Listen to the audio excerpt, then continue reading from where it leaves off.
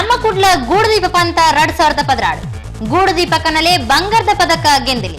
Deepavali ಪರ್ವದ ಸಂಭ್ರಮಡು November 10 ಶನಿವಾರ ಬಯ್ಯ 4 ಗಂಟೆಗೆ ಕುದ್ರೋಳ ಶ್ರೀ ಗೋಕರ್ಣನಾಥ ದೇವಸ್ಥಾನಡು ಗೂಡುದೀಪ ಪಂಥ ಸಾಂಪ್ರದಾಯಿಕ ಆಧುನಿಕ ವಿಶೇಷ ಮಾದರಿ ಇಂಚ ಮೂಜಿನ ಮನೆಡು ಪಂಥ ಅಟಣೆ ಮಾಡ್ತದೆ.